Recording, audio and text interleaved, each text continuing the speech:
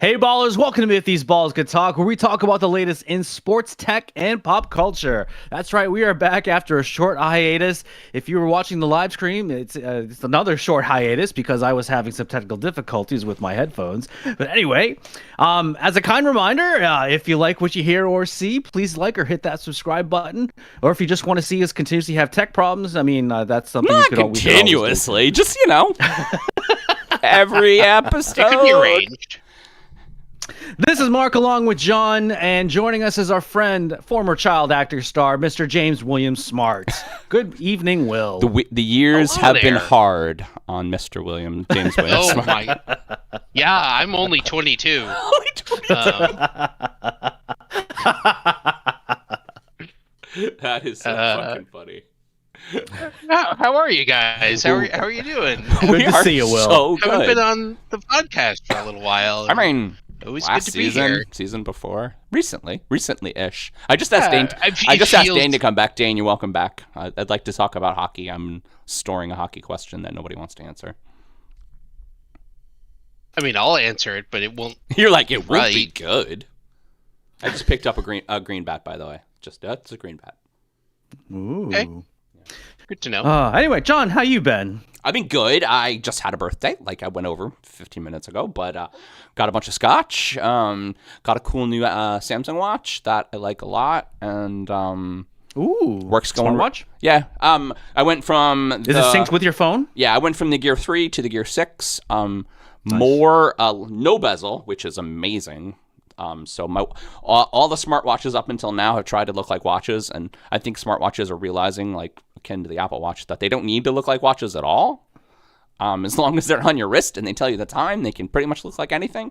I didn't buy the super giant one because I am a tiny man. For anybody who hasn't met me in person, I am not a large man. I do not have large wrists, and so that was cool.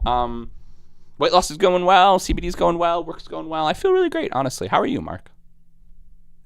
Doing good. During our break, unfortunately I wasn't able to join you on your birthday. It's okay. And then I had a little work trip in there. I went to Minnesota in February. Minnesota. So it was warm. Thankfully, Minnesota has been warm. So like they've had 20. a fairly warm winter. Like 25? No, they've been in the 50s. What? They've been in the 50s, believe it or not. I was 50 yesterday in Albany. This winter, they've had more 50-degree days than in during the winter than in history. Global warming's not a thing. Like, global warming's not a thing. Not a thing. Unreal. I wouldn't worry about Fake news. No, we'll be dead. It's fine. But everything else has been pretty good. I played volleyball. I've been missing some volleyball lately. But and I've got kickball, so I try to stay busy that way too. But eventually, I'm going to have to start really seriously training for a half marathon that a friend wants me to run. Will and I are avid runners. We run all the time. Pressure. all the time. Oh my all the time. God, yes. It's tough because I'll have conversations with John and he'll just talk about running, and I have to be like, John, you guys are always talking about running. Stop. If anyone's watching the 15 minutes of the live stream before, that's all they did was talk about running while I was having conversations. And it's fun for like 15 minutes, but after like half an hour, nobody wants to talk about running anymore, John. Jesus Calm Christ. down. Let's. I think Oak does. Oak does want to. If we did a whole episode on running, Oak would love that. I brought up running topics for Oak's episode. Oak, I'll talk about running with you anytime. Yes, you did. I don't know shit about Oak it. Oak is welcome to come on again too. I've had conversations about running, sort of long distance running, and we'll go with bathroom etiquette with Oak, and he seemed to have some strong opinions about what you can and can't do in your shorts. Also, Japanese snacks. Oak really likes to talk about weird Japanese snacks. But they kind of make the best weird snacks. They do make the best weird snacks. You're like, these Lay's chip taste like shrimp, but I like them. Weird. Yeah, it's fine. Weird shrimp chips. I would have never thought I liked them, but they're really good. All right, so with Will being a returning guest, we will continue with our new segment, Ball in the Corner Pocket. And I wish I could make the sound of a ball going in the corner pocket. But, Pete, in all your avid time, make us a soundbite for pool balls striking in the corner pocket. We need it. You're our only hope. As a reminder, though, this is a segment where our guest picks a topic to discuss. So take it away, Will. Okay, so I wrote this maybe a day ago, and the first sentence is already wrong. But so Wendy's, it leaked during an earnings call that they were going to try and plan dynamic pricing. Amazon has let it leak that they want to start charging for Alexa after having it be a loss leader for almost a decade, just shy of 10 years. I love my Alexa. Now, I mean, they're great, but like YouTube has now decided that showing me ads before I watch a video, during watching a video, and after the video isn't enough. So it has to show me ads when I'm paused on the video. Video ads? Video inside the video? No, it's just a still ad when it's paused. So when the video isn't playing, you fuck those guys. You get a still ad. So I mean, the problem is that it's fine and is probably doing great for shareholders. But that means enshittification is coming for the services that you use. Bum bum bum. Please explain what that means, Will. Even if that service is a square hamburger. So a blogger named Cory Doctorow coined the term in 2022, and it became the American Dialect Society's 2023 Word of the Year. And the concept is fairly simple. Yeah, I don't know. I mean, I get their newsletter, but other than that, I don't know anything about them. So essentially, when a platform starts up, it is all about making itself as valuable as possible to users. And then users see this value, they flock to the platform becomes too big for other people to not participate in it, and it gets that sort of momentum. And then once they have that momentum, right, they start sort of slowly adding things that lock you in, DRM, making it hard to export your content, and then they start nickel and diming you. They start extracting value out of the customers instead of providing that value to customers. And not all of us can be like Mark and stop paying for Netflix, because that's just fucking weird. That's very brave. That's and very brave. That's very brave. There's a couple shows. I have a lot of self-discipline when it comes to Netflix. Well, so I mean, so Cory Doctorow now says that we are living in the Enshitticene, which is the age of enshittification. And the companies out there are reaping the value that they've sown, and they're really just hoping that we're either unwilling or unable to switch services or stop using things completely. So the first question I have is, what's the boldest example of enshittification that you have been subjected to, and did it make you stop paying for the thing, right? Did it cause you to bail? I think the one that pisses me off the most is Amazon's most recent foray into making you, throwing more ads at you in their already essentially pay-to-play video platform. Prime has been losing the streaming wars for its entire lifetime. Nobody even cares that you have video on Prime, but our fearless leader, what's his face? Who's the CEO of Amazon? My brain just broke. Bezos. Bezos decided that he wanted to make the next new fantasy epic, and actually decided he really liked the idea of making money on streaming, and so he just bought everything. He bought Lord of the Rings, and he bought Wheel of Time, and he bought all of the really good. Let's not forget about the NFL. Bought the NFL and all the comic adaptations. He just bought everything. Is that a fantasy property? Yes. I'm not terribly familiar with the NFL. It is a pay-to-play RPG. where grown men beat each other to death. So, so it's like Lord of the Rings. Okay, so it's like Lord of the Rings, exactly, except less women. And recently, Amazon sent out a nice email that said, "Hey guys, I know you're paying $120 a year for this service that we offer you, but we decided we want more money. So now when you watch videos, there's going to be ads. I mean, you pay on Prime, you pay for extra music if you want it. You pay for extra networks if you want it. You have to pay for Nickelodeon. You have to pay for Showtime. You have to pay for fucking everything. And so now that they have like 3 shows that people watch, like Reacher, just watch the shit out of Reacher. Great show. I'm Vox Machina, really fun. Invincible, really fun. Lots of really good little contents. But now Upload, that's pretty good. Upload's really good. But now 60 seconds of ads before you watch anything. And a lot of them, which fucks my mind, Amazon Prime ads, Alexa ads. I'm like, wait a second. I'm like, fuck you guys, man. But it's like the gym. No. That's a bad sign. That means they can't sell that ad spot. to Yeah, anyone, they can't sell the ad space, exactly. right? So it's like that's not good. nobody wants to buy it because nobody's watching it. But it's like the gym, right? The reason that if you have anybody who's ever had a gym membership, most gyms they make you go in to cancel. Right. And the reason is the same thing. They know people won't. And once you're in this like recreation of cable streaming platform shitbird that we live in right now, what are you going to do? Not have shows? Not have cable? You can't get cable anymore. So people love TV. I mean, like, what the fuck are you going to watch? And so a lot of people, me included, have a little bit of everything. I think the only one I don't pay for is Stars. Right? I mean, fuck my life. We just reinvented cable, but you have to pay separate people, and it's more expensive. I don't know. They did that real good, didn't they? They did it real Everyone wants good. their own piece of the pie. They snookered us. What do you think, Mark? Yeah, what do you think?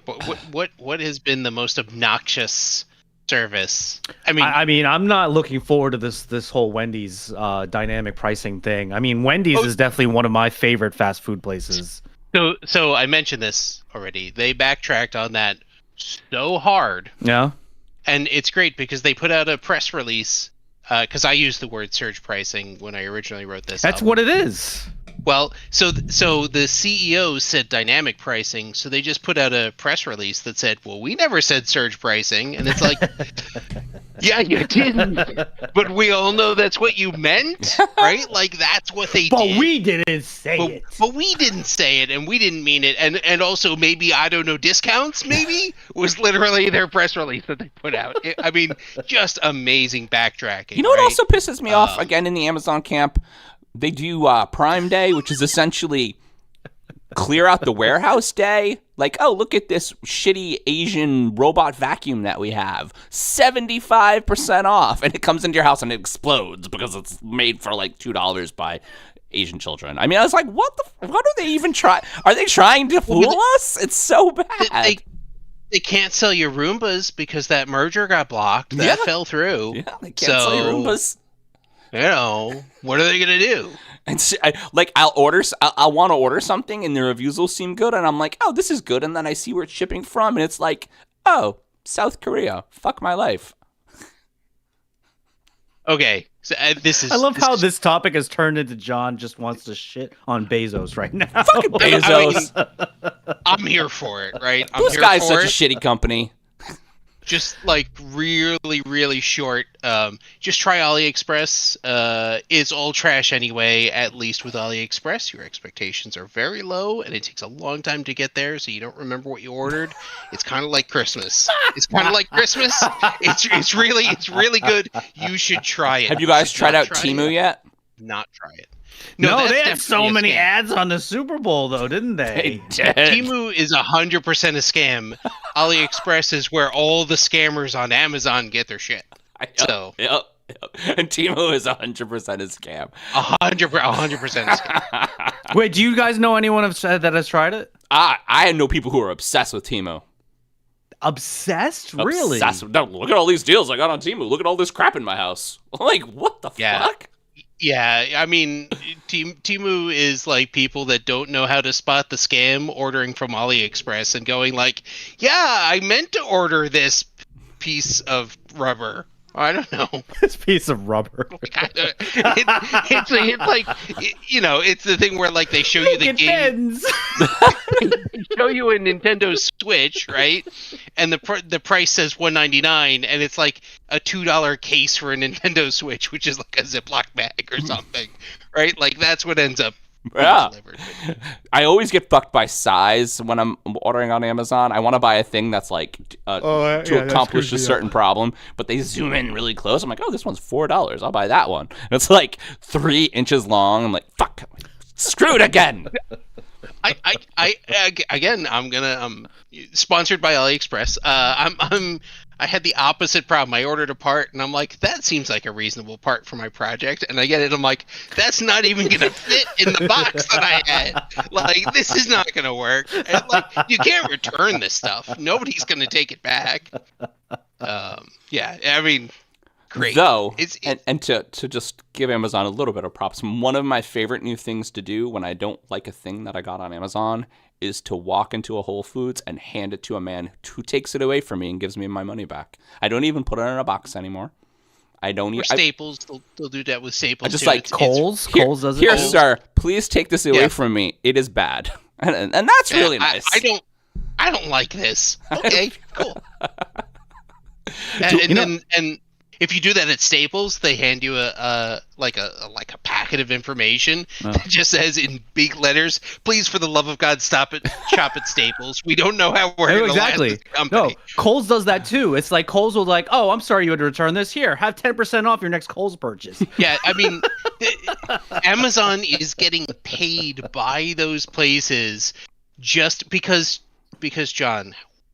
Would you walk into that store otherwise? I don't need any high-waisted jeans anymore. I'm out of my high-waisted jeans phase. Like that's the thing, right? Yeah, I mean it is.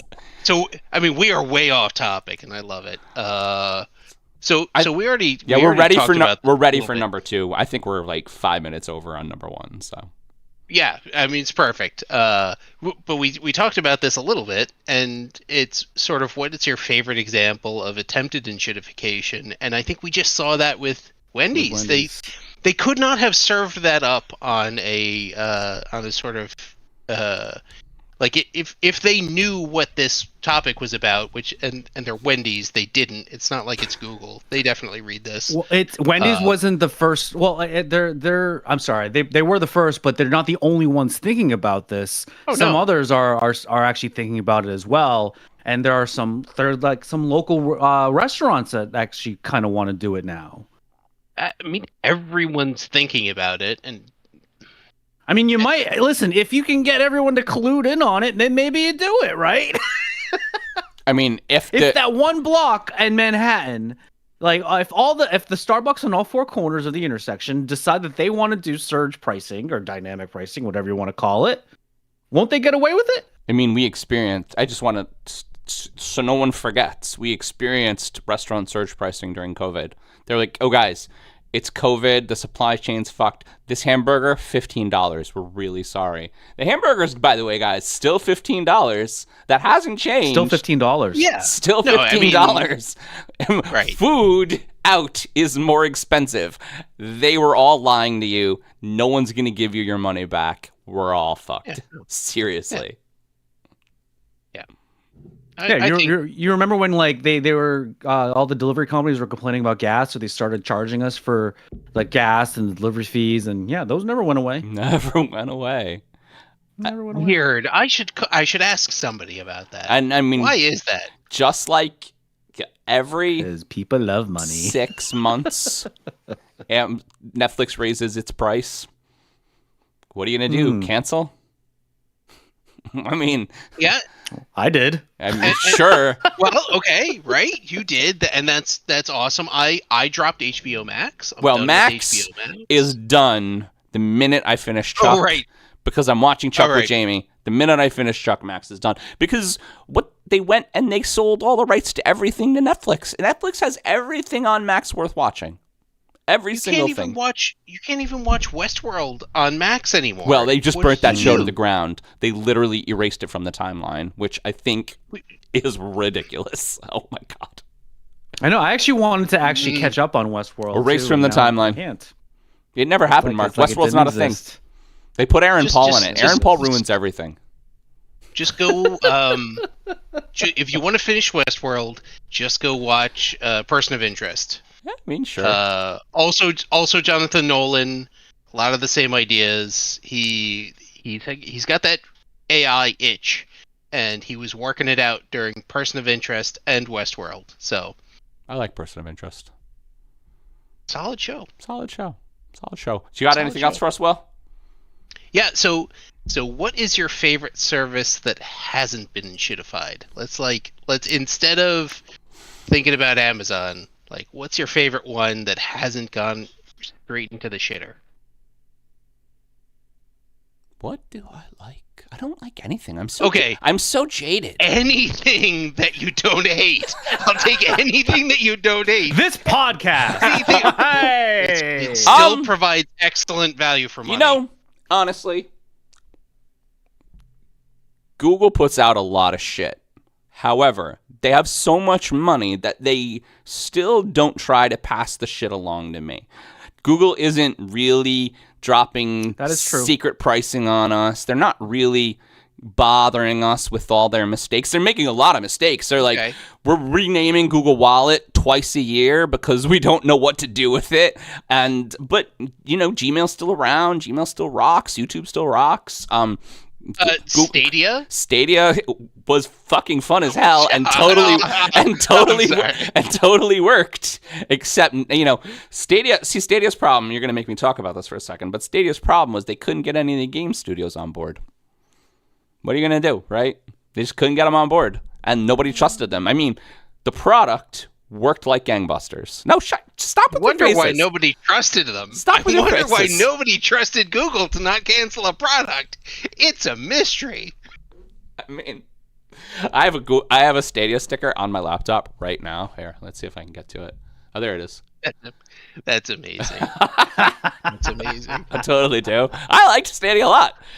But you actually, okay, so here's the reason that I stopped paying for Stadia. Because another service that I really actually like is Game Pass. There you go. Game Pass broke the rules. They gave you, I was already paying for Xbox Live, and they said, hey guys, pay the same and get every game ever made.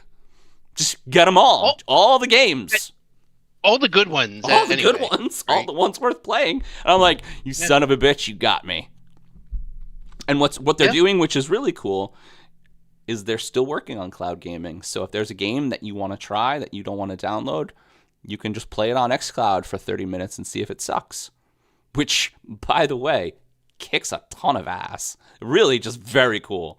So yeah, I think that's where I am. Game Pass kicks ass. And actually, Google kicks a lot of ass.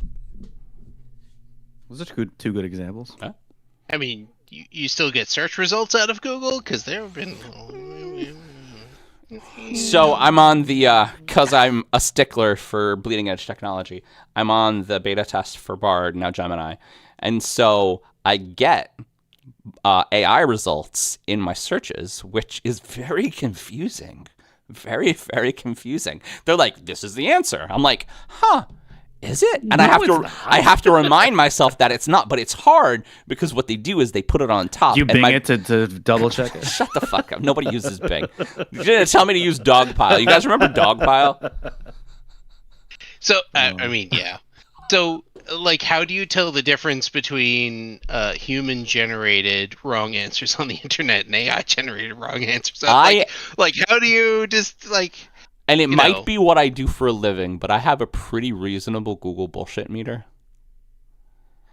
And That's fair. when I read, and what I Google a lot, because I'm a professional service desk person, what I Google a lot is esoteric computer problems. And like, I have a flow chart that tells you how to fix computer things. It's from a webcomic that I read. But ideally, the flow chart says, take part of the error message and put it into Google, which is what I do. I take part of the error message and I put it into Google. And I'm finding the answers to things that I can't just figure out on my own.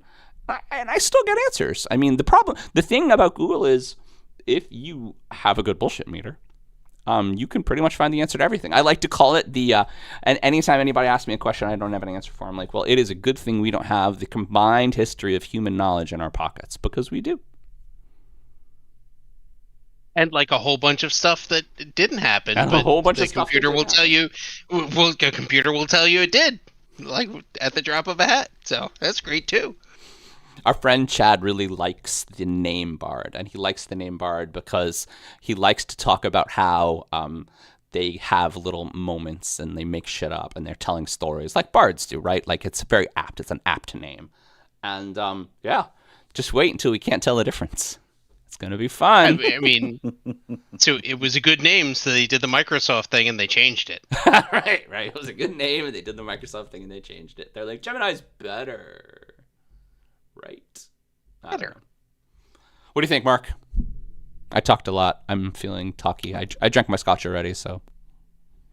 Are you out of adult libations over there? I mean, I'm not going to leave, so yeah. Okay. Wait, we have a soundboard that I can't seem to. My mouse is like partly working. Be better at computers, Mark. Jesus Christ. Actually, let's. No, I have a great idea. Let's see if my wife. What's your great idea? Let's see if my wife is still awake. That's funny. All right, are we ready to kick off this shindig? Hell yeah! Absolutely. All right, so. Sorry, well, we are going to talk a little bit about sports on this. But anyway, while we've been on break, there's been a lot of talk in the world of college basketball for both the men and the women. Now, it has been somewhat of a long-standing tradition for college students to storm the court after a big victory over a heavily favored opponent. But this public mutiny celebration has been scrutinized lately due to two big names getting hit by fans during the ruckus. Now, Iowa star and recent declarer of the WNBA draft, Caitlin Clark, got clipped. And almost more devastating, Duke center Kyle Filipowski almost tore his knee after a fan may have debatably been targeting him during a free-for-all. Now, more recent news has also shown a bad light on the players caught antagonizing the home crowd by mocking things like the Texas Longhorns hook 'em horn salute, which is usually like this, and they've been going like that, and that eggs on the crowd. Now, so everyone, are college basketball crowds getting out of control? Should the NCAA do more to protect its players? And is it fair or foul for the players to antagonize the fans? I mean... Yes, next question. I don't know. There is always a question about player safety in everything. Did you hear about the guy who... because the Super Bowl was in Vegas, he bet there would be a streaker. Oh and he was the streaker, and he decided to. And he won. Yeah, he won. They gave him. They didn't. I mean, there was a streaker. There was. How does he win that? Because there was a streaker. There was. I mean, he spent the night in jail. He was a streaker, though. Come on. But okay. But seriously, you just put it another way. I bet they can't stop me. Yeah. But Right? so. There has always been a question about safety of players, but there's also always been taunting in basketball. Arena sports is a different animal. It's just a different animal. It is. You're up close and person, like the athletes and the fans are pretty much right on top of each other, and you can hear pretty much every single chant, boo. And you're jawing back and forth with a lot of the fans too. And now some fans take it a little too far and they actually get kicked out of the game for it. And I don't know if they do any kind of long-term stuff. Sometimes people get banned from the arena altogether, but most of them just get kind of kicked out. The guys who were taunting Brittany Griner in the Connecticut Suns game that we went to, they got banned from Mohegan Sun for life. Ooh, they did, but nice. they were being really bad, but and they can do anything they want. What I've been seeing on TikTok recently is high school war cries, which actually is really fun to watch because like 100 people like doing the same chant really loud is very distracting. It's a line. I think the line is that sports should be fun and crowd mentality is fun. Like that's why we like sports. That's why we like going to sporting events. But people in 2024 take shit too far. So don't hurt the storm. I mean, I don't know if this is possible, but storm the court don't hurt the players, right? Like, that doesn't seem hard. Do it fun. Like, storm the court, but don't pull the backboard down. Like, I mean, right? Tomatoes is a different thing. That's what I think. Yeah, I mean, this has been going on for years, right? And I mean, it's usually it's the underdog teams that do it, and the ones that when they're not supposed to beat like the Dukes and the UNCs of the world, the big heavyweights. When David beats Goliath, that's when it happens, and it's supposed to be a moment of just adulation or elation, whatever you want to call it, just pure joy because oh my God, I can't believe that we actually did this. And by we, I mean the collective we, because the people and the fans obviously had nothing to do with the game. Yeah, that we. Yeah. No, Collective we. Right. But but you were right there with that other person that was doing it. Exactly. You were behind part of it. a thing of plexiglass, and it's fine. Now, I have seen this at some arenas where they actually kind of rope off the area because they know it's coming. So they rope it off. And then they kind of just drop the rope when it's when all the players have been cleared and it's okay for all the fans to storm the court. I've seen that happen, but obviously now again it's these underdog schools. It's probably the Division I schools don't have as much money as the big juggernauts of the world, so their security team might not be the best either. So it's kind of you get what you pay for, right? Like, I don't know. It's some fans are assholes. These players shouldn't be getting hurt for that. Yeah, some fans are just assholes. Some fans are assholes. Some people think that going to a sporting event is an excuse to, act a fool. To be an asshole. To be an asshole, exactly. So I don't know. It's so you're not going to believe this. I really feel like we had the exact same conversation in September, except it was about pre-gaming in the NFL. Yeah, for right? sure. Like it was the same conversation, and it was like, can there's a lot of assholes in the world, right, Will? Can we still have nice things? And the answer is like, I mean, in theory, yes, but kind of probably not. Pretty much. Like, I mean, that's kind of where we're going. Yeah. Like, I don't disagree. I think that though it's just the darkest timeline. I say it all the time. It's just so. So all right. So should we still allow the storming of the court? I mean, yes. Yay or nay? Yes. I mean, was it allowed to begin with? It was never allowed to begin with. It became a thing I wish I actually I had enough time to research the first time it happened. I want to say that the first time it happened was like in the 80s. Right. But like, I'm sure no one was like, "Yo, guys, come on down to the court. Let's have a part." Like that didn't happen. It was just fans were like, what's really interesting, like, I'm gonna do this, right? What's really interesting is that if you jump on an NFL or an MLB field, you get arrested. Mm-hmm. Right? Do not pass go. Do not collect $200. You spend a night in jail.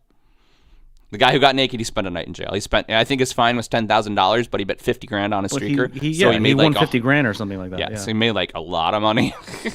But I don't know. Which again, not only is he fast on his feet, but he makes sound financial decisions. So again, I'm with the streaker on that one. He should not have deserved to win that at all.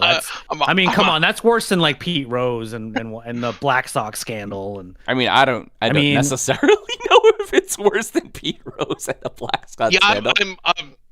I think I might bet on other teams. I think I might die on that. I think I might die on that hill, Mark. He bet that there would be a streaker at the NFL, and he made sure of it. And there was no fine print that the streaker couldn't be you. It's the integrity of the game. Oh yeah, the integrity of the sports betting in Vegas. You know what, Mark? You convinced me. I'm no longer on Team Streaker. John, I'm on Team Streaker. 100% forever.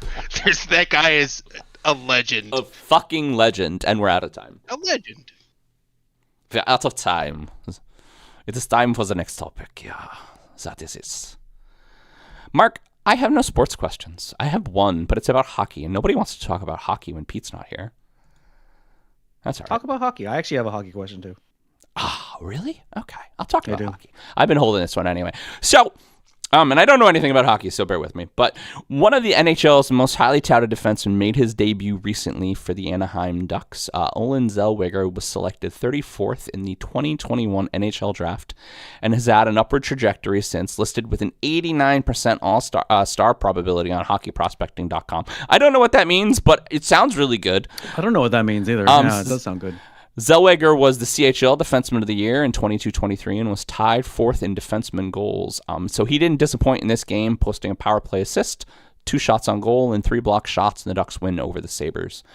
So with the struggling Ducks, never looking to see light in a Pacific division with the Canucks, Golden Knights, and Oilers. How helpful is a young defenseman to momentum and team building? Also, how accurate do we feel hockey prospecting is, or is that just a made-up number? I mean, hockey prospecting is just as good as football and basketball and baseball, really. I mean, it's all a crapshoot. Now, there's going to be those certain players that are just surefire winners. You have Connor Bedard's, you got Conor McGregor. Not Conor McGregor. I'm sorry, that's the wrong sport. just to let you know, Conor McGregor is going to be in the Roadhouse movie, which we might talk about this episode. What? Yeah. Anyway, I mean, you had LeBron James. He's my favorite hockey player. He's Will's favorite hockey player. No, you have those athletes that are just surefire winners. You know they're going to be out of the gate. Now, the potentially bad thing for the Ducks is that the NHL has become just like the NFL and the NBA, a high-scoring bonanza now. Like, most teams are scoring like 5, 6, 7 goals a game. So what does that mean for defense? Like, defense is not really important in the NHL anymore, presumably. So could a defenseman really kind of turn a franchise around? Probably not in this day and age. I will say this though: the NHL, I think, has done a really good job of getting younger. The NHL, I think, just a lot like maybe some of the other leagues, they kind of focus more on the vets that have been around for a while. But I think the NHL has definitely been looking more towards the younger generation. So perhaps this is a sign of more things to come, but I don't know. Because NHL right now, the really good teams tend to be really, really fast. And when you're fast, you tend to be young. So we'll see what happens with it. I think it's going to turn the franchise around. No, Mark, is your initial question about Matt Rempe? Because I wanted to talk about that too. No, Can we talk about Matt Rempe for a little bit? Also, sure. NHL starting to fight some more. This kid just came in. He's on the Rangers, and he's picking a lot of fights. But he's really making, like, the thing about fighting in the NHL, which is really odd, is and Dane, correct me if I'm wrong. You can yell at me later, but I think it's mostly a required part of the game, and it used to be. The rules around it have become kind of looked down upon on the players, because the players are like, well, if we don't fight, our good players are going to get murdered, like straight up murdered. And so the idea of a guy who isn't afraid to throw down, I think, is first very old school hockey, but also kind of necessary. I mean, it's kind of that was kind of an old school thing for all sports. Like we talked about the Knicks back in the day too, right? Charles Oakley was the enforcer. Like, you didn't fuck around with Charles Oakley. No, that man brought. And Draymond Green is kind of like today's modern day. No, Charles Oakley. That man brought brass knuckles on the court, straight up. Well, never mind that. Well, it's like, nah, that's fine. It's fine. It was the 90s. Don't worry about that. But yeah. Usually teams had an enforcer, especially in hockey. Like, in hockey, there used to be that one guy. All he was there to do was fight. And look mean while he wasn't fighting, right? Like, I mean, that's the whole point, right? It's the threat of. Right. So, guys, Matt Rempe. And that was kind of probably the best thing of, I don't know, John, if you ever played like the hockey video games, like some of the best things in the NHL video games were the fights. So Matt Rempe, by the way, 6'7", 241. Boy is a beast. That's a beast. And boy, not as big as Zdeno Chara, though. No, but close. But close. And it's interesting that he's news because really, it's just really gritty pictures of him with black eyes kicking people's asses. I think I really like it. I think it's news outside of New York, John. Oh, no, it's definitely news outside of New York. Ooh. I haven't heard of them. The Rangers are bad, so it's fine. Knicks are still good. Everybody's injured, and the Knicks are still good. Yeah, how'd they do against the Celtics? Shut your face. We're at time. Fucking love you. I love that we can end that topic on that. Score one from Mark.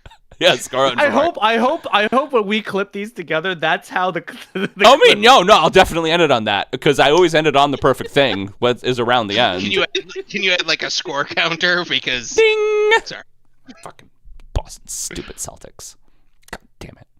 Nobody likes the Celtics. I have a friend at work who literally is a Wizards fan, and we're both just like, God, what? God damn it! He's lying. God damn it! I hate the fucking Celtics. I mean, okay. Got to bond on shit, man. It's important. Will's gonna really like my next topic. I'm really excited about it. All right, ready? Yep. Hello, my name is Inigo Montoya. You killed my father. Prepare for the next topic.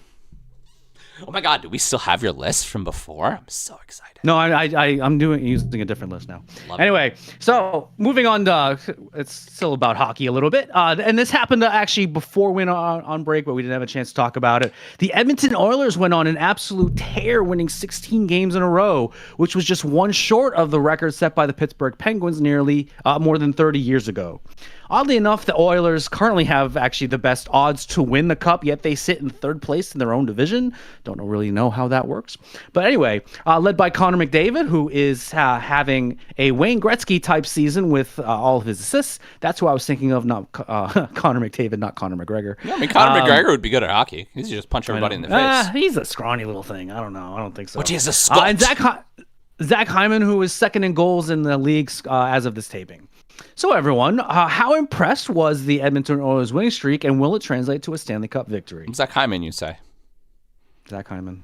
Sounds like a fake name. Doesn't it?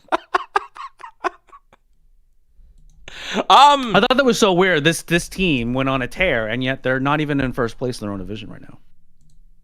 Well, I don't know. Is their goalie good? Like, I mean... Yeah, they have a pretty good goalie. They have a pretty good goal differential, too. Well, let's look. I'm gonna learn about stuff. I'm sure if Dane were here, he could tell us a little bit more about it. It is funny though how, especially in hockey, I mean, these big winning streaks don't necessarily translate into a championship. I mean, the Bruins last year, the Bruins had the all-time greatest regular season in the NHL, and what happens to them? They lose in the first round. Like they'd always do when they're the number one seed in the NHL. I don't know why they do that. So, I mean, ultimately, will it... Now, why they're the favorite, I really have no idea. And they've, been the favorite all year. But again, they're third place in their own division, and I think they would be, the sixth seed if the playoffs started today. I mean, you have the team that broke the streak were the Las Vegas Golden Knights, who they also lost to in last year's playoffs. The scoring is also much different. When we talked about NHL last season, the scoring is much different. There's not three guys on the Oilers that are scoring at the top of the league. Oh, yeah. The Oilers went nuts last year. They went nuts last year. But, I mean, really, Kucherov on Tampa Bay is currently in the lead of points or goal scoring. And, I mean, what's interesting is there's not one team that has more than one player. So I think that as far as scoring, you know why? Because I think it's down. Everyone's scoring. Yeah. No, everyone's scoring. Scoring's up. Okay. Not just a few people are scoring. Was there a rule change? Then you can type in if you want. I mean, there was a couple rule changes that happened a few years ago. Like they got rid of the 2-line pass. A lot of the goalie pads just keep shrinking. I swear the goalie's just gonna be naked soon. So they'll just have to stop with their cup and their stick. I don't know. But I mean, scoring is up, and that's what the NHL wanted. Yeah. The Batman supervillain Gary Bettman, who's the most hated commissioner in all of sports for some reason. That's always the greatest. He's like he should be the next bad guy, I think, in the Marvel movies, because he's just so hated by everyone. Gary Badman. Gary Bettman. Gary Badman. He might as well be Badman. Yeah, Gary Badman. So I'm just gonna keep saying it. Gary Badman. Gary Badman. All right. I mean, I don't know. I really don't know. I think that the Oilers are, one of the most touted hockey franchises ever. They have arguably the best player in the league, Connor McDavid. Arguably not Conor McGregor. Yes, I mean for sure. Arguably the best player in the league. Single stars though in all sports, single stars do not make a team. I mean, you need 2 guys, 3 guys, especially in individual scoring sports like hockey and basketball. You can't really just win with brawn, right? I mean, not current brawn, but like previous brawn. I mean, yeah, you need people to pass to. Even greatest players of all time, even like Jordan. Jordan had to have Scottie Pippen. He just had to have Horace Grant to dump it to in the post. I mean, just there are things that happen in individual scoring sports that stop you. I mean, that's how the game is played, right?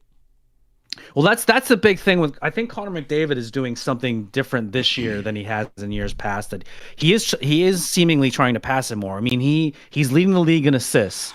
Like I believe he's either second or third in points with 92 or 93, and like 72 of those points are from his assists. He has 94. That's why he's having a Wayne Gretzky. He has 94. He has 94 points currently and 72 assists. 72 assists and only 22 goals.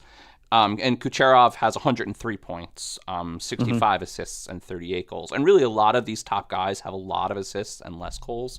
The leading goal scorer, according to ESPN, is actually Austin Matthews on the Maple Leafs, which is really random because the Maple Leafs are not that good. No, they're not. But Austin Matthews is actually he's having a very good year for scoring goals, and they're thinking that he might break a record. I mean, 57 goals is a lot of goals. I think he's on pace for like 80 goals or something like that, which hasn't been done in years. That's the most goals are. I don't know. I'm reading this hard.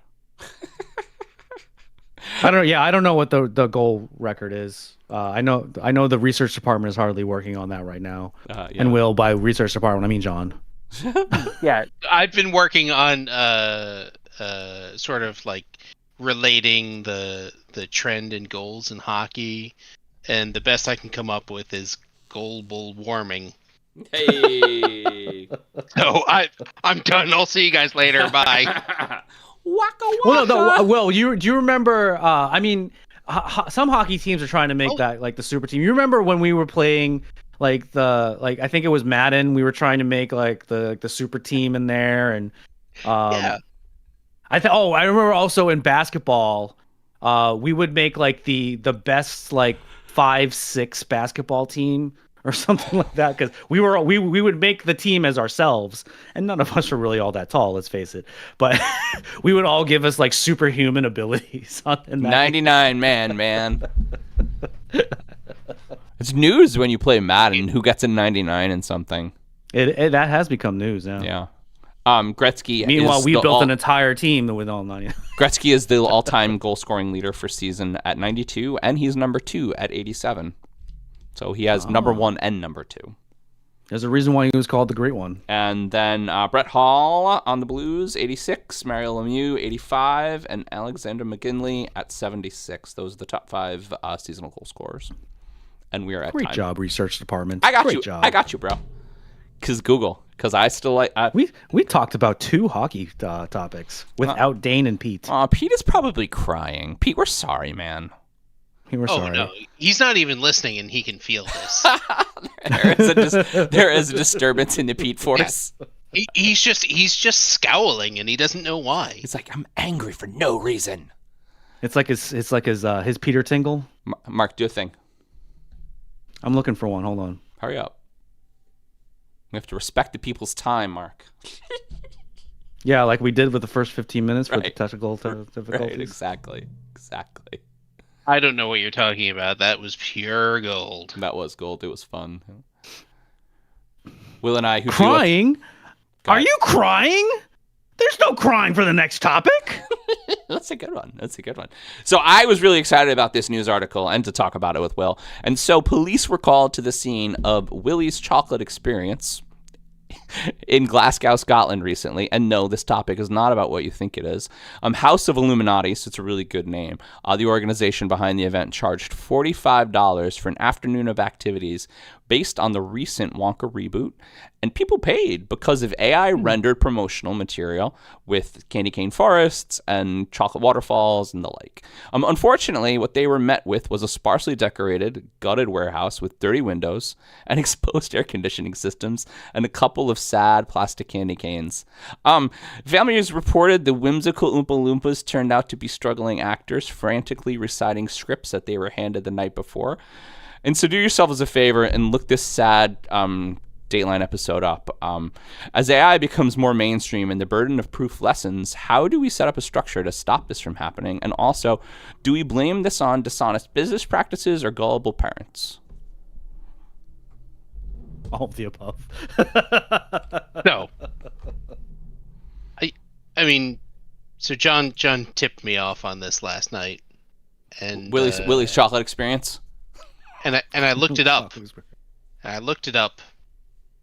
Oh my God! It was more amazing than I could have ever imagined. It was more amazing than wonderful. I mean, I gotta look this up. I mean, it is okay. So, I mean, you know, you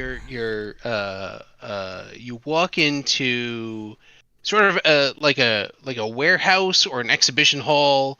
You know, if you've ever been to like. I was going to say the Javits Center, but that is way too well appointed. Way too nice. If you have ever been to like some weird regional trade show in like your local expo center, if you've ever been to a rave and made a lot of bad decisions. It's not even a rave. It's like you know, you go to like a pop-up, like I don't even know, you know, it's like the place that they hold the gun show in your local town, right? Like it is basically gun show and gator warehouse, exposition, right? Like it's a big warehouse, and in the side there's a little food court with like those shitty folding tables, right? And you know, they've got like things, and like there's just this wide shot that they start with, and there's just a single bouncy castle in the corner, and the bouncy castle looks tiny, and there's nothing else in the place. There's like it's mind-blowing how little effort they put in, but they printed out the AI generated thing that they had was promotional material and hung it as a banner like really hastily on the side, and it covers that much of like the wall of this big expo center. It's just I just imagine a bunch of drunk friends like, hey, you know, it'd be funny if we got a bunch of people to come to this abandoned warehouse we own. I mean, like, I don't get it. I mean, it maybe, but maybe it's just like a whole bunch of marketing people high on their own supply and going like, oh, this is easy, we can do this. See how easy it is to cram this stuff out, and then like they go and try and do it and realize that like none of them have any practical skills. It's like, oh, you know, the AI will do this all for us, and then they realize that nobody knows anything about except event for planning. like being able to go to Kinko's, and like they forgot to hire anyone that could do any graphic design. So, you know, they got to ship what they had. And I'm told that they promised to refund everyone's money, but they haven't yet. Nope. Yeah, I'm sure the money's on the way. Scotland anyway, I'm on the website right now, and first of all, I love the fact that Willie's the word Willie's in their logo is the exact same font as Wonka. So I'm surprised they're not going to get sued for that. But everything on here is, all the images are AI generated. There are no actual real pictures on the website. Because it's a sad why warehouse. wasn't that a red flag for someone? They're like, oh my god, a chocolate fountain! That's amazing! I love some of the reviews too. I was looking at that while you guys were talking. One of them said there was no chocolate at the event. Yeah, I heard that. That was amazing. That, I mean, that takes a special kind of special, right? Like, Right. You didn't just buy some dollar candy and threw it at the children. right, I mean, literally take one person's ticket, go to, this was in Scotland, so like Scottish Costco, and be like, I would like $45. I'm sorry, pounds. I would like 45 pounds of M&Ms or whatever they're called in Scotland. You know, I don't know, haggis bites or whatever they are. and just like have them in a big trough and just let people like scoop out, you know, fill the disappointed children up with sugar. I mean, they'd be happier right? Just cram the disappointed children with sugar and caffeine. What could possibly go wrong? What could possibly go wrong? And we're at time. You see one of the Oompa Loompas being carried off by the kids. Mommy, why is the Oompa Loompa drunk? Why does he smell funny? All right, shall we? Let's do it. Melanie didn't bring me. Oh wait, scotch. I had a quote in my head I was gonna dedicate to your wife because it's from the movie Clueless, and now I forget what I was gonna say. I think that's very appropriate. Apropos. I know, even. isn't it? Oh, Jesus. All right, I have to think of another one now. Tina, you fat lard. Come and get the next topic. Tina, eat the next topic. Mark, I love your voices, man. I have to remember that Clueless one by the end of the show. Anyway. Yeah, get to it, man. All right. Now it's time to get techie for me. So it was quite the catastrophe last week as AT&T subscribers were not able to get a cell signal for approximately 12 hours. Unfortunately, the real number of customers is not known that were affected. It's being reported as tens of thousands. Now, the outage was due to an internal issue, according to the company, that used to tell everyone to reach out and touch someone. Now, in response, the company is saying that they will issue a $5 credit automatically to some of their customers. And their official statement is, well, this wasn't our first network outage and it won't be our last. That is literally what their statement said. Okay. I mean, so my first question was going to be, is 10 hours a long outage for AT&T? Because I haven't been an AT&T subscriber for a long time, but... Yeah, I still have some scars. So everyone, what do we think of AT&T's response to its national outage? 10 hours for a multinational ISP outage is fucking ridiculous. First off, Can we at least speculate about the cause? Sure. What do you think of what it was? It was definitely an expired certificate, right? It had to have been an expired certificate. Yeah. It's always an expired certificate, always this expired right? certificate. It wasn't Gremlins? No. Yeah. Yeah. It was an expired, like the guy who had to renew that was on vacation and like unreachable. So I have three for the appliances. Less tech-savvy people, you should probably actually explain what that means. Yeah. Well, so there's yeah. No, it's fine. You just asked me to explain PKI to people on a sports podcast. It's fine. So there's this concept in computers, and we're all well-rounded. Computers. No, it's perfect. Nice. So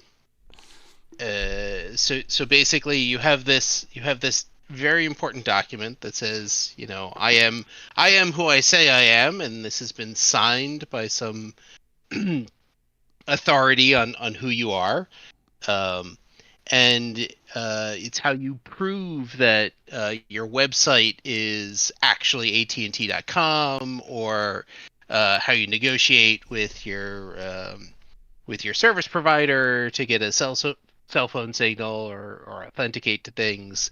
And they have these arbitrary expiration dates, and they just sneak up on people. It's a thing, and if you don't have the right automation in place, they will just burn everyone. And generally, the companies who use them only have one or two people who even know what's happening. Oh, because if you had something like this and a lot of people had access to it, in terms of security, it would be absolutely devastating. Problematic. I have it's extremely important. It's the keys to the kingdom. Three appliances that I am solely responsible for renewing the certificates on. So every time it gets close, I'm like, hey, if I get hit by a bus, here are the dates, here are screenshots. Please don't forget how to do it, because literally everything will stop working. All the things. And everything will stop working. Sometimes if you do it good enough, the thing that lets you go and fix the problem, that stops working. Right. It's like, okay, well, so I have to get into this office to do the thing, but the door literally just won't open anymore. So yeah. No, so that's Certificate Basics for sports podcasts. It's available books on tape. Did I derail this enough? No, you haven't derailed this. We're still talking about the topic. I can try harder. $5 though. $5 they're giving, and they're not giving it to every single customer. Well, I mean, how do you monetize now I'm people's the research department. time? I mean, what does that number even mean? Like, how do you put a number value to that? Say 29 days, because it happened this month. I mean, I guess what you need to do is you need to take a percentage of their, and it's probably what they did actuarially. They probably took a percentage of their monthly bill, that 5-10 hours was out of 30 days worth of hours, and just said that's what you get back. 696 hours in a leap year in February. Right. I mean, that's what you 86. That's what you get back, and 96. I mean, somebody it was a shift different, but it wasn't. Random shit happens, man. People turn off the wrong server. People spill coffee on the wrong. I mean, this random shit happens in an office, and shit gets broken all the time because people are always testing in production. What percentage of a month is 10 hours, guys? That's what you're doing right now. So you tell me. Well, yeah, it was half. I already did it. That's half of a day, right? So if you say a month has 30 days, that's 1/60th of a month. It's just under 1.5% of a leap year February, which is a little bit higher than normal. Normally it'd be a little bit lower. And your monthly. Yeah, so hopefully $5 doesn't equate to 1.5% of their bill. I mean, hopefully it does. Right? So these guys, I mean, right? Like people are making out on this, right? So if it was really a prorated thing, it'd be like what? I don't know. What do normal people pay for cell phones? Well, I had a couple of the people I work with in real estate. They have AT&T. They were affected by this. They could have presumably lost out on on a deal because of the outage. I just got to say that's a little bit of natural selection because you chose AT&T to be your cell carrier. It's like I don't feel sorry for T-Mobile people. That's not fair. It's pretty fair. You're like you have two real estate agents and one has good cell service and one has bad cell service, and you can't ever contact the one with bad cell service. I don't know. Pretty sure that's actually been a Verizon commercial. So that was at one point, I think. Yeah. So I don't know. Usually when I have a service outage on something, what the company does for me is tell me where I can shove it, right? Yeah. So I don't know, $5 buys you a surge priced burger at Wendy's, or like 2/3 of one. Only a single stacker, not a double stacker. It's not even worth it. Yeah. And we're at time. Two more things, Mark. Hurry. I still can't think of the coolest. Mark, I just want to say you are so on fire this podcast. It is amazing. We've been off for a while. I'm watching. I forgot how to do everything. You're just fine. He's a professional journalist, you guys. It's totally fine. Oh man, it's a sight to behold. Now Mark has me. Oh, I quit. Let's just do this. You quit? Hey baby, do you want it next time? All right. I guess that's fine. That's fine because we're just trying to get moving. All right. I'm just hearing Pete. So, Mark, anyway. I have a tech topic because I always have a tech topic. So tech is having a huge year following a big 2023. And so NVIDIA is already crushing earning expectations, and the AI boom is in full swing. And also the tech-heavy NASDAQ is up more than 8% to date. The U.S. economy is also doing surprisingly well, adding 353,000 jobs in January. However, amongst all that, tech sector layoffs in 2024 have been outpacing the number of terminations in 23 at a pace of 780 a day versus to 720 a day in 2023. And so what factors do we think are behind the increase in loss of tech sector jobs, and do we expect this trend to continue throughout the year? You know, we somehow lost Will's video. I don't know if he knows that. I know. Okay. Bad things happened over here. This is a tech happy everyone had podcast. an outage this podcast. I mean, but This is yours was great, very except- short. Yeah, And, mine was definitely John the was longest. smart enough to schedule his before we went live. It wasn't an so- outage. You guys were just being very particular But about Mark my mic fixed volume. it. Never mind. We have no evidence that Mark fixed it. No evidence at all. Of course you do. I can hear you. No, I mean, there was a 10-minute gap where I couldn't hear anything, and then when I could, there was an echo, so I had to. no, I turn was off talking the- about John's problem. You fixed John's problem. Yeah, that's You fixed John's problem. Anyway, You want a job, You Mark? know, I heard kind of about this topic, but not really. I heard something interesting about this. That yes, there have been a lot of new jobs that have been created, especially in the last year and a half. But like about 10% of them are like second and third jobs for people, which obviously is a problem in itself, right? If a lot of people are acquiring second and third jobs, then you know, I mean, I'm included in that, I guess. I don't really need to have the jobs. I just don't have a life and decide I'm just going to work myself to death. That's another story. We're going to save that for my shrink. Anyway, so but a lot of these a lot of the new jobs have been because of people need more money, so they're working other jobs to get that extra income. Now with regards to what that has to do in the tech world, that's, you know, I think, and I had this conversation and at the meeting that I had last week at our corporate headquarters. We were thinking about what long, because technically you could argue that I have a tech job working in an analytics department. Tableau and is certainly a tech job. Yeah. Well, there is an 100%. argument. Well, I don't actually do that anymore. Now I'm kind of leading projects for that. But anyway, there is a like, well, what does our jobs kind of mean? And we were having it in the long run, like, are we going to still be able to, like, is a human being supposed to do these reports for the masses to use, or are we going to possibly reshift our efforts to now we just make the data available for everyone to use on their own? So yes, probably some of the tech jobs are going away, but some are going to be added or repurposed for other things, I think. I mean, let's Thoughts? just be really particular, though, okay? So Microsoft is laying off 2,000 people, right? Probably one of the most profitable companies in the whole world. And They passed Apple in market cap, I think, in the last couple months, right? the whole world. I mean, Twitch is firing 35% of its workforce. Twitch, probably the most popular streaming platform. I mean, UPS fired 12,000 people. eBay limited Isn't there an 1,000 argument though that they people. were overstaffed? I mean, sure, that's For- what for a they're long, long saying. time. They're saying that they Yeah. were overstaffed. They're saying they're becoming more efficient. But are all these profit numbers and job numbers real if all these jobs that people have are unnecessary and getting axed? I don't know. So, I don't know.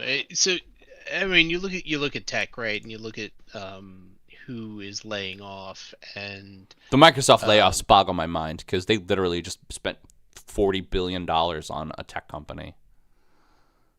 yeah, and the sort of earnings report. That's right. They spent all that money and they couldn't pay their employees, right? Well, no, I mean, we saw this happen sort of in real time with the last round of Microsoft layoffs there were two rounds last year, right? There was a sort of a winter and a spring one, I guess. And then like 2 months later they turned around and like posted record profits again, right? Like after those layoffs, they surpassed Apple in market cap, right? Right. So the layoffs were 100% just a bloodletting. Like that is just blood sacrifice to the stock market The corporate gods. For short-term earnings, right? Yeah, It's not even probably. corporate gods. It is like, hey, we need to find the stonks guy and make line go up, right? I Like, mean, you think about that. What does the uh, average Microsoft employee make? At least $85,000 a year. At least. Microsoft employs just such a mind-boggling number of people. Right. That But I I mean, can't let's even even just say they conceive make that. $100,000 and $100,000 a year. You fire 1,000 people, you just found $1 million, or you just found $100 million. I mean, it's wild. It's wild. Do you guys think that Microsoft and other tech giants, by the way, are using AI actively in production and getting rid of the people that AI has replaced? No. You don't think so? I think so a little bit. So anyone who has a good legal department is not using AI in production because it is not entirely clear that AI is copyrightable. Yeah, Like an AI output is copyrightable. that is true. That's a good point. So if you're Microsoft and you know that shit down cold, Right. you have internal controls about that, and you can sell the danger, the copyright jeopardy machine for money, right? But you're not using that yourself. Well, it's I mean, smart. They're keeping it separate and different company. They're not changing the company name. Everything is legally distinct. Right. Well, and so there was also a great report on GitHub Copilot where they did an analysis of bugs on code that was like co-written by AI, and they found that code churn, right, which is a measure of how frequently code that's written has to get reverted, right, was up like some drastic percent with the AI tools. So like the stuff looks like it's working and it's causing motion, and then it's not actually forward progress. You're just spinning your wheels with that AI stuff. And I think the companies that really understand the space probably are not using it. And there's lots of stuff that it just kind of can't do. So, I mean, I'm with who said that companies overhired? Was that Mark? Yeah, Mark Yeah, said that it. was And me. I mean, that's true. Yeah. They definitely did And overhire. I think we're still seeing companies deciding, where they can sort of just cut back. I mean, Microsoft doesn't need to, but it's going to anyway because everyone else is doing it. Well, there was right? also a lot of federal motivation for jobs in 20 and 21 to make the the stock market and the American economy look like it was working. And I don't think it was, but like to make it look like it was working, companies got a lot of subsidies to hire a lot of people. And all those subsidies are expiring. That's a good point. That's a good. And so when the money, I mean, we gave a bunch of, I mean, I started gives a bunch of money for technical development and internal, like to hire up on small solar companies and stuff like that. When that money runs out, who pays those people? If you're not making money yet, if you haven't become liquid yet, those people just get fired. You don't need them because you never needed them. Yeah. But why not take them if the money's free? If they were free. Right. And I think that's one of the things too with the interest rates going up. When the interest rate was 0, you could keep money in the bank and have it earn you nothing, or you could use that money to employ someone, and maybe that person would be worth more than 0 you spent on them. Yeah. But like if you kept it in the bank, there was no chance of that, right? So That's a good point. That's one of those things where like when your money isn't earning any interest, actually spending it can be a good idea, right? Especially if your goal is to make line go up at a specific slope for a certain amount of time. Like, Well, the logic to invest in a downturn too, right? So the market's down, and maybe company profits down, but it's always going to go up, we say, because we have faith in capitalism, right? Line go up. We have faith in the line go up. And so when the line line go up. When the line is down, you say, let's hire or let's improve, right? And a lot of companies are doing that right now. And we're out of time. All right, I have another clueless quote, but it's not the one I was thinking of. Oh, I feel so sad for you. Ready? Yeah. Oh my God, I'm totally bugging over the next topic. You like my California accent? That was really good. You know, Spot on. Mel's favorite is when she goes. Are you from California originally? Yes. One of Mel's favorite, and she knows the whole show, the whole movie by heart. But one of her favorites is like, "I'd like to see you, but not sporadically." But not sporadically. Yep, that's from Brittany Murphy. Like one of her. That's one of my favorite lines from her too. Yeah. Anyway, so it's time to get political, folks. Oh fuck.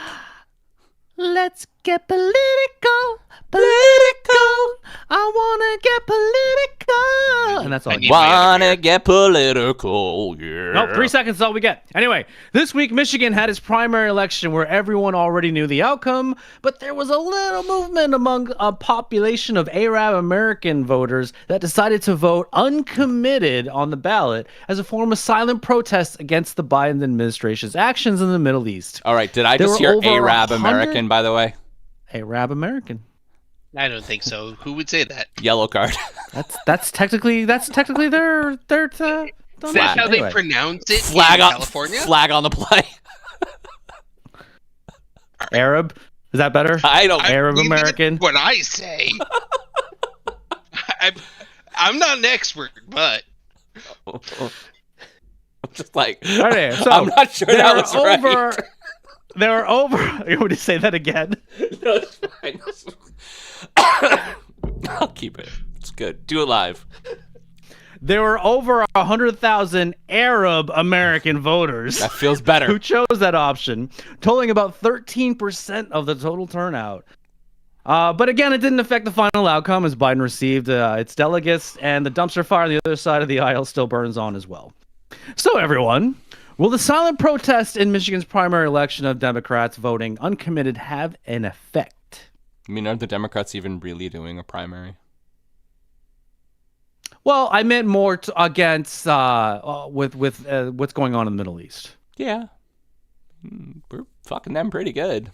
You're just blowing them up. I mean, well, we're not. I mean, we are. We're bombing the shit. We're kind of allowing others to do it. We're also bombing the shit out of Yemen because they touched one of our boats. We're like, well, we're gonna fuck your whole country up.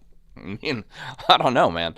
I don't know. I don't think it will. I don't think really a lot of what American foreign policy right now is very blind, has a very blind eye to what's going on at home and really the rest of the world too. I think we're really and we're fucked if we do and we're fucked if we don't, right? Like if Trump was in office these last 4 years, we would have probably already had World War III. But what's going on now is the rest of the world is just kind of running rampant because we put Grandpa in charge. So, I mean, there's no good option. You think a lot of this is because Biden is in the White House? Do you think Putin was like, all right, Trump is out of office, Biden's there, I think I'll invade Ukraine? Yeah, I do, by the way. I think that he is a old school 1980s Soviet special forces asshole, right? And he thinks that he is a manly man who can do whatever he wants, right? And I mean, it's a problem. Wow, I was really confused for a second because I thought you were talking about Biden and things were not lining up. No. Maybe I was slightly concerned. The Russian accent helped, right? I was having a stroke. But okay, continue. I'm so very sorry. Would Putin have been so brash if Trump was in office? And I'm not being a Trump fan. What I'm saying is I think that Putin realizes that he can sort of walk all over Biden and the Democratic Congress and Senate. I think that our foreign policy really has a blind eye to what's going on in the rest of the world. I mean, should we push harder against Russia? I mean, we pushed as hard as we felt like we could, and we didn't have World War III, and that's good. I don't know. I don't think we pushed as hard as we could have. Our forces aren't over there now. A lot of our equipment is. but our armies aren't there. I think we did like the most non-committal thing that we The could. most non-committal fucking thing. Like, Yeah. for 100 years, we've been pushing around bullies in the whole world, and all of a sudden we're like, I don't know, maybe not this one. In some respects, this kind of should have been World War III, but everyone was like, just take all this stuff and you do what you want with it, And right? It wasn't just the U.S. It really wasn't just the U.S. A lot of countries did that. Which is really unfortunate. Like, we don't agree with what Russia's doing, but we don't want to get involved. Which really actually should scare the shit out of you is that China, who, by the way, is bigger and stronger than us, China is just sitting and watching, and they're like, well, you know what? You guys didn't really... Are they? Yeah. They are. There's a school of thought that China's helping fund Putin as well as No, I mean, they definitely are. But what they're doing is they're watching our reaction and, honestly, the world's reaction, and they're just... absolutely, yeah. They're plotting... Well, that's why we have another eye on Taiwan, right? Yeah, they're plotting the reclamation of Taiwan, and they know they could just do it with impunity. Because what the fuck are we going to do? Get in war with China and Russia? No, fuck, no. Nobody wants that. I mean, do we think the economy could really, really handle that? I don't think it would go well. It wouldn't go well. So, I mean, we owe China $5 trillion. So much money. So much money. right, but like, so right. And so many countries owe us money. Right, that number doesn't matter, right? If things stop, so nobody wants the train to stop. Nobody wants the train to stop. That's the thing, right?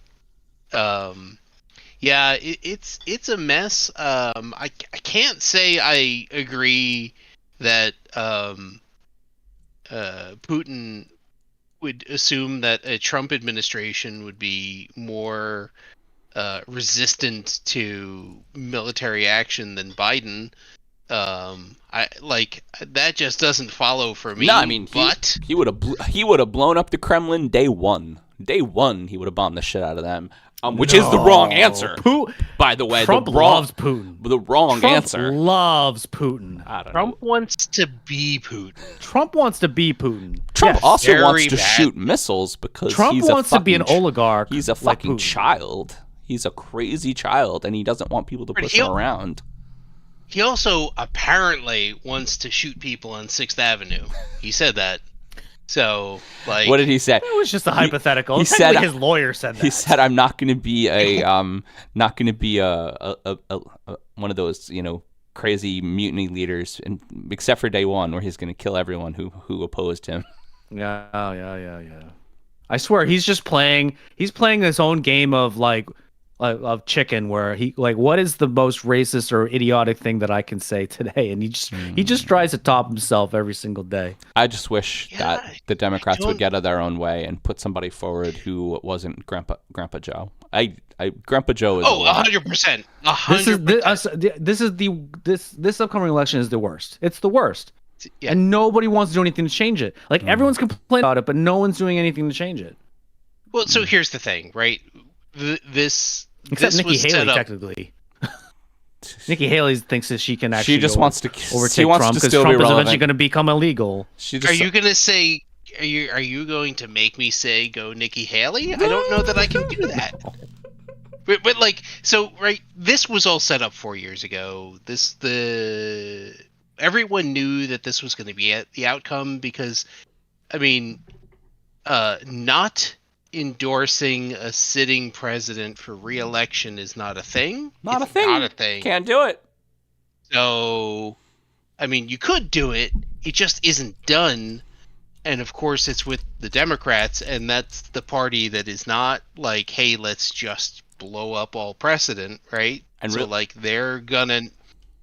I think the biggest fail of there's a lot of fails. One of the bigger fails of the last 4 years from the Democratic Party is to sit on Kamala Harris, to literally put her in a hole, not just parade her around in front of every school, in front of every proclamation, and in front of every bill, and be like, hey, look at this awesome young woman that's our vice president. I did not see her one time, and every time I see her, she fucks up her speeches like her speechwriter is a child. And cannot believe the missed opportunity for this reasonable black woman vice president that we had that we didn't see. I don't understand it. When was there ever really a really good vice president, though? I'm trying to think. I'm trying to think of how many bricks I want hurled at my head. So I'm like a beer in here. I'm gonna say it. Does the Democratic Party want change? I don't think any That's an excellent any professional question. politician wants change because they want to stay rich. That's an excellent question.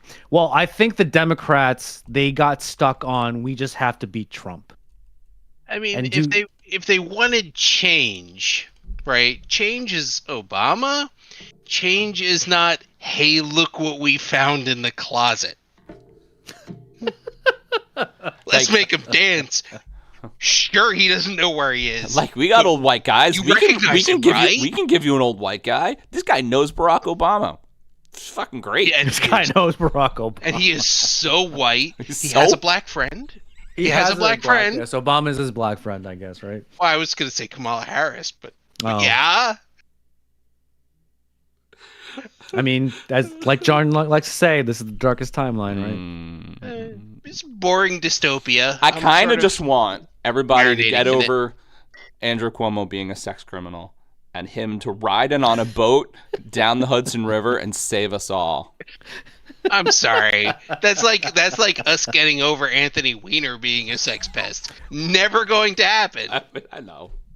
He was Never such a going to reasonable politician. He was a total asshole, but he kept everybody right in the middle and he balanced the books. He just hugged a lot of ladies, and that's wrong. We can end on that.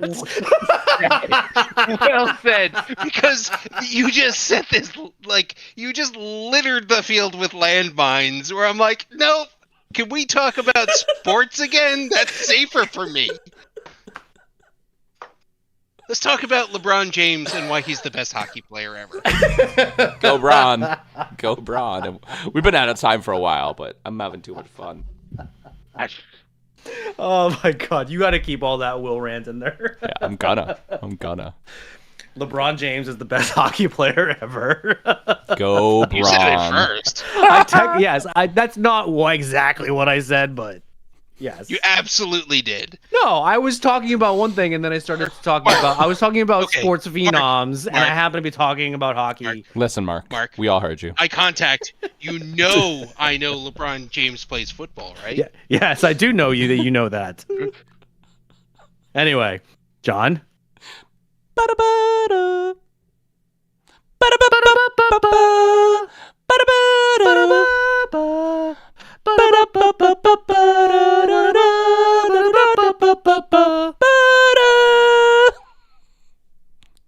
It's the final topic. I fucking missed you, Mark. I really did. We should go beyond that one day. Yeah, we probably Do should. the whole song. Do the whole song? I knew it was coming, and I was still unprepared. Which bad movie? Maybe we'll do a music video with Pete. About, Oh my about God, the let's final do it. topic. And so Can we have long hair? I said I'd talk about it, and I really want to talk about it. I'd like to think that Will and I share a love of bad movies, and boy, is it bad one coming out. Amazon has decided it's a good idea to remake 1989's Roadhouse with Patrick Swayze, which, by the way, one of my favorite 80s movies ever. However, the remake of Roadhouse has been met with a ton of controversy. Most recently, our Lance Hill, who wrote the script for the original, is suing MGM for alleged copyright infringement. So he claims that the studio completely ignored his ability to reclaim copyright rights for his work and used AI to replicate actors' voices. So what do we think about the new Roadhouse, the modernization making the star Jake Gyllenhaal a retired MMA fighter, and the validity of the most recent lawsuit? So all right, so who's Patrick Swayze? Is that Jake Gyllenhaal, or Yes. is he Keanu Reeves? Patrick Swayze is Jake Gyllenhaal. So who's Keanu Reeves? Conor McGregor. Oh wait, I'm sorry, I'm thinking of Point Break. Aren't And I? you are thinking of Point Break, but the antagonist is Conor McGregor. He's the other guy who can fight, who comes along to the Roadhouse. You know, Roadhouse, Point Break, they're basically the same movie. Yeah, I know. One takes place in the air and the other takes place in trucks, right? Trucks. I mean, like a little bit. That's right. That's right. A lot of Which is the one that takes place in trucks? a lot of sexy saxophones. They both have the sexy saxophone situation. I know I've seen Roadhouse, but it's been so long since I've seen it. The only thing I really remember, I think Patrick Swayze was a truck driver, right? No, he was a boxer, No, he was a boxer, and Wow. he was I don't know what movie I'm thinking disgraced boxer who literally finds himself at a roadhouse and gets into a fight, and then the owners are like, "Hey, you're really good at fighting. Why don't you be our bouncer?" And so he like gets the ragtag bunch of shitty bouncers to be really good bouncers. Really very tropey, classic 80s, like bad guy makes good situation. And he ends up fighting a guy in the rain who's as good as fighting him, and he does a Jean-Claude Van Damme break his nose thing. Like, oh, that shit happened again and again and again and again and again. And I mean, like, I guess my question is along the fact of why do we keep getting shitty IP remakes all the time? And I love how the fact that they thought that, like, someone thought this was a good idea. That, oh yes, let's just remake this movie, kind of a cult classic, and let's put Jake Gyllenhaal and Conor McGregor in it because that equals success. Yeah, people really like Conor McGregor. Jake Gyllenhaal is young, I guess. I don't see the problem with anything that you're saying. This all sounds perfectly reasonable. It is a tried and true formula. Let's take movie that young people have not seen, or honestly middle-aged people at this point haven't seen, and put people whose names you will recognize in the movie, and then ship it, and half the people won't understand that it's a remake. Half the people only have vague memories of the truck driver hero in the original Roadhouse. Very vague memories. Right? Like, it's vague and it's all nostalgia, and, you know, they don't actually remember the movie. And that's enough to make people go see it, right? Like, I mean, it just makes me think that someone was like doing like the movie Slot Machine, and they just came out down, like they pulled the lever and they with like 3 random options. Like, option A was the movie, it's like, and it came down on Roadhouse. Option 2, lead actor. Oh, it came down on Jake Gyllenhaal. And then option 3 is Did you know that's how movies are made now? It sounds like that's how movies are made. No. So, okay, you have one detail wrong. What's that? So the slot machine analogy implies that there are movies that will never be remade, and that's not true. The slot machine only applies to who stars in it, and that's more like a dartboard, and they just throw the dart at all the people that have been in movies recently, and that's why Chris Pratt was in everything for a 4-year period, because he was the largest one there, and the dart just kept hitting him, and all the darts. Is it like one of those Chris Pratt had steroids in them? Is it one of those carnival games or those arcade games where the Chris Pratt section's really big and like the I don't know, good section, the Crispin Glover section is small? And like the size, the size of the bowl that you have to get the ping pong ball into is just tied to box office receipts of the last movies, right? Like you're in one big one, and then it's like, oh yeah, Chris Pratt, he's like, you know what's really fucked about this Roadhouse movie? He's fine. I'm really gonna definitely see it. I love shitty movies. And is it coming to theaters or is it just going to be on Prime? It is. Going to be on Prime. And direct to Prime, I think, is the plan. Direct to Prime. Yeah. I mean, because there was another controversy about that they wanted it people to are mad about that too. They wanted it to be direct to cinema because people go back to the movies now, and Amazon was like, that was never the deal. We were never going to do that. Okay, but here's the thing. Like, you direct a movie and you have an expectation that it's going to be a movie and not like a made-for-TV movie. And they're just like, no, just kidding. You go and you get Jake Gyllenhaal. Man, that's a win. This is gonna be free, right? Like, I can see a director being like, hey, these guys are dicks, right? You just remade a Sam Elliott, Patrick Swayze movie, and you thought you were gonna get rich. I mean, shut the fuck up. Well, but I mean, look, man, work is work, right? There are directors out there that are less auteurs and more I don't want to say like it's rote, but it's like they work for a living, man. They make movies. They know how to do it. It's a trade, not an art, Yeah, right? it's true. And nobody's going to spend those directors. God. No, they can put out movies that are good, right? Yeah. Like, no one's going to spend $40 million on something that isn't going to work anymore. They're just not. yeah, no, they put out good movies. They don't. I'm not describing Zack Snyder. No. I am describing people who you don't necessarily know their names because like they don't stand out. I mean, we had this conversation. I forgot that I watched the D&D movie. Fucking love it. The new D&D movie is great. You shut up. It's actually pretty good. I watched that too. Totally enjoyable. I fell asleep halfway through, but it was good. enjoyed watching it.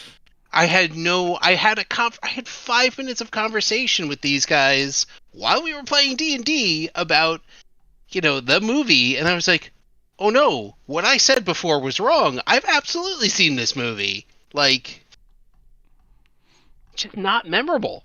I don't know. John, I know we're out of time, but I think there's a part of the question that you had, I think was actually kind of important to talk about. What do we feel like the fact that AI kind of rewrote this script and the whole copyright issue? I mean, this is kind of problem, right? And this is kind of what's been going on. Well, a lot and of things. the with, fact of it is ChatGPT kind of rewriting this poor movies man, this or poor books. man is just like, hey, I wrote this story and I'm not a part of the remake at all. And Amazon's like, fuck you. Well, fuck you. It's been 40 years. Your shit lapsed. We're not letting you have it back. I mean, I don't know. So the technical thing was that it was supposed to be, apparently, it was a work for hire, which means the rights never revert. Right. And that language was in the contract, and the legal argument was, oh, they just put that language in every contract. It was really a spec script where, like, I don't know enough about Hollywood law to know if that's legit or not. Isn't he at least supposed to get some credit in the movie though? He has a credit. It says story by, based on the story by. Like, they're not saying it wasn't him. But based on that, he should get paid, right? Depends on what the contract says. Yeah, I guess. Always got to read the fine print. Well, I'm guessing he was not flush with money when he wrote Roadhouse. He was probably flush with cocaine. Probably. What's the chance he wasn't? I mean, I think everybody in the 80s did cocaine, right? Have you seen RoboCop? Yeah, that's true. That is true. Did you like the RoboCop remake, Will? Absolutely not. It was garbage. It was so bad. I really wanted it to be good. Ask me about the Total Recall remake. Ooh, it was garbage. I didn't watch that one. I did watch the RoboCop remake because I really like RoboCop. There's like 90 seconds of good movie. Would you watch a Running Man remake? I really like Running Man too. I'd watch a Running Man remake. I'm not gonna I'd watch it once. I watched the Total Recall remake. That's how it works. I'll watch it, yeah. All right, Mark. I think. What do you want from me? All right. Well, that was fun. We hadn't done that in a while. We're back. So that has been our topics. We would like to thank our guests for joining us this week. Thank you, Will. Well, thank you for having me. Thanks, It was a Will. blast. As a reminder, we broadcast these live on YouTube every Thursday night at 9:30 Eastern, 6:30 Pacific. If you can't watch us live, then feel free to watch us on our YouTube channel, www.youtube.com/@iftheseballspod. And don't forget to subscribe to us by tickling that little bell. You can follow or like us on our socials @iftheseballspod on X X, Instagram, Facebook, Threads, and TikTok. Our website is www.iftheseballscouldtalkpod.com. This is Mark Pescian for my partner John Companion and producer Pete Steffen.